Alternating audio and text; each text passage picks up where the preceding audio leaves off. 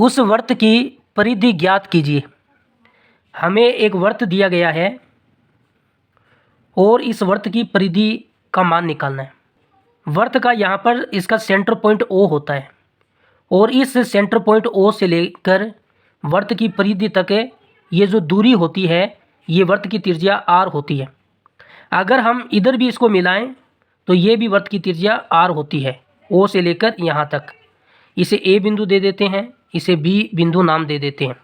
इसका हमें क्या निकालना है, इसकी हमें परिधि निकालनी है,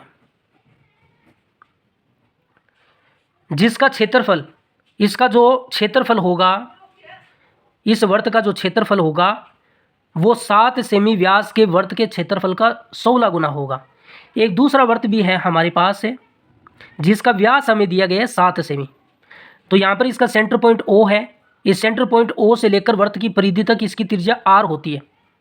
अगर इधर भी हम इसको मिलाएं तो ये भी इसकी त्रिज्या r होती है। यहाँ पर A बिंदु है, यहाँ पर B बिंदु है।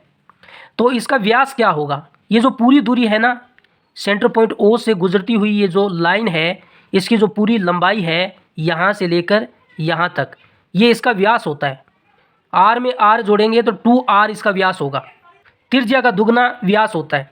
तो वर्त के व्यास का मान हमें दिया गया है 7 सेमी। व्यास का मान 7 सेमी है तो यहाँ से हम त्रिज्या r का मान निकाल सकते हैं।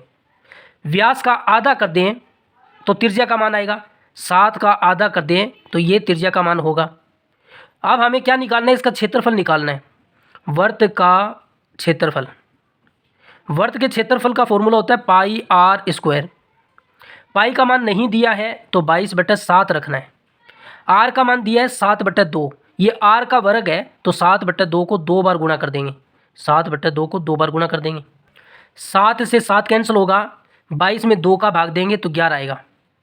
11 को 7 से गुणा करेंगे तो 11 7 77 होता है और बटा 2, और क्षेत्रफल है सेमी में दिया तो वर्ग सेमी हो जाएगा। इस वर्त का क्षेत्रफल कितना होगा, इस वाले वर्त के क्षेत्रफल का 16 गुना है। अगर हम इसका 16 से गुणा कर दें तो ये वाला क्षेत्रफल आ जाएगा। तो ये क्षेत्रफल कितना है, 77/2 गुणा 16, 16 गुना है तो 16 का गुना कर दिया। 16 को 2 के पाड़े से काटेंगे तो 8 आएगा। 77 को 8 से गुणा कर लीजिए, 7 8 56 हासिल 5, 7 8 56 और 5 है 61, 616 वर्ग सेमी इसका क्षेत्रफल आएगा। और क्षेत्रफल का फॉर्मूला क्या होता है, पाई r स्क्वायर होता है। पाई का मान कितना है, 22/7 है, गुणा r का वर्ग बराबर 616 वर्ग सेमी। यहाँ से देखिए हम r वर्ग का मान निकालें तो बराबर में 616 है, ये 7 भाग में उधर जाएगा तो इसके साथ गुणा होगा, और ये 22 गुणा में इधर आएगा तो इसके भाग में चला जाएगा। 616 में 22 का भाग दीजिए, 616 में 22 का भाग देंगे, 22 दूनी 44 होता है, घटा लीजिए, 11 में 4 गया 7, 5 में 4 गया 1, 17 में नहीं जा रहा है तो 6। तो 22 को कितने से गुणा करें कि 176 आ जाए। 22 को 8 से गुणा करके देखिए, 22 को 8 से गुणा कीजिए, 8 दूनी 16, 6 1, 8 दूनी 16 1, 17 176 आ रहा है तो ये 8 बार जाएगा, 8 बार जाएगा तो ये 176 आएगा।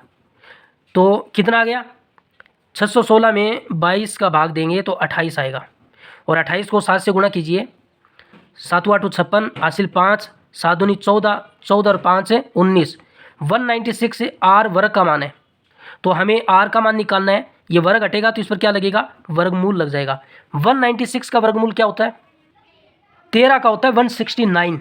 तो 14 को 14 से गुणा कीजिए, 4 चौक 16 हासिल 1, 4 1 5, 4 1, 6 9 1, 196, तो 14 होगा। 196 का वर्गमूल होगा 14, तो त्रिज्या का मान आ गया 14 सेमी। हमें किसका मान निकालना है, परिधि का, हमें परिधि का मान निकालना है।